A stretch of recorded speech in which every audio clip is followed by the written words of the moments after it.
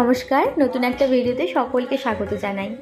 মা সবসময় কমপ্লেন করে আমি বাড়িতে থাকলে কোনো কাজ করি না, তাই আজকে ভেবেছি সকাল থেকে অনেক কাজ করব।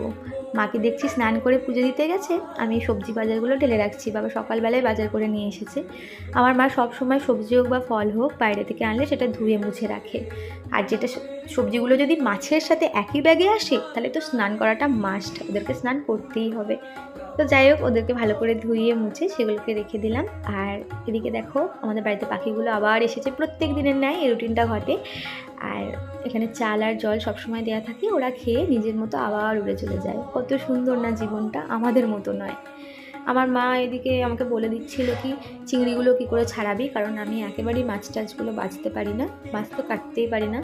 তো চিংড়িগুলো একটু বড় বড় সাইজ ছিল, মাছের মাথাগুলো আলাদা করে রেখেছি কারণ এটা ভর্তা বানাবে। চিংড়ি মাছের ভর্তা মানে মাছের মাথা দিয়ে যে ভর্তাটা এত ভালো খেতে হয়, রেসিপিটা যদি দেখতে চাও অবশ্যই লিঙ্ক দিয়ে দেবো। এদিকে মশরস গাছটায় নতুন নতুন পাতা ধরেছে, দেখো কি ভালো লাগছে না দেখতে। প্রকৃতি এত সুন্দর, গাছপালা ছাড়া তো এগুলো মানাই যায় না। দেখো না, আমাদের বাড়ির সামনে একটা লেবু গাছ ছিল, সেটাকে কেটে দিয়েছে।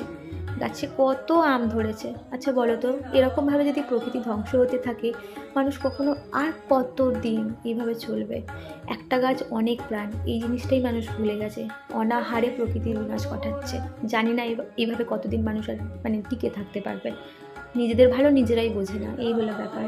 মা এখানে অনেক শাক বসিয়েছিল, শাকগুলো বেশ মানে নতুন নতুন পাতা ধরে খুব সুন্দর হয়েছে।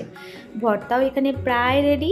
আমাদের রান্না মানে আমার মায়ের রান্না পুরো কমপ্লিট হয়ে গেছে। আমি স্নান টান করে ডিরেক্ট খেতে বসে গেছি। আর আমি তো বলেইছি যে আমার মা যখন কোনো রান্নাবান্নার ভিডিও করে তখন কাঁসার থালাটা বার করে, আর আমার কাঁসার থালায় খেতে খুব ভালো লাগে। মানে আমাদের বাঙালির একটা ঐতিহ্য এইসব কাঁসার থালা বাটিতে খাওয়া। যাই হোক, মা দুপুরবেলা দেখছি আম মাখা করছে। আর প্রত্যেকটা সিজনেরই কিছু না কিছু স্পেশালিটি রয়েছে জানি, তেমনই গরমকালেরও রয়েছে, যদিও গরমকালে আমার পছন্দ নয়।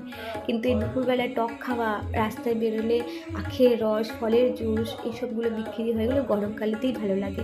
অন্যান্য সিজনে এগুলো অতটা ভালো লাগে না। যাই হোক, আমি তো তেঁতুল খাচ্ছিলাম, আর মা এদিকে দেখি আম মাখা পুরো কমপ্লিট করে ফেলেছে। আমি খেয়ে দেখলাম দুর্দান্ত খেতে হয়েছিল। আমি বেশি টক খেতে পারি না বলে অল্প খেলাম। সন্ধ্যেবেলা বাবা দেখি গরম গরম সিঙ্গারা আর ফুলুরি নিয়ে এসেছে, সেগুলোই খেতে খেতে আজকের ভিডিওটা শেষ করছি। কেমন লাগলো অবশ্যই জানিও। দেখা হচ্ছে নতুন ভিডিওতে।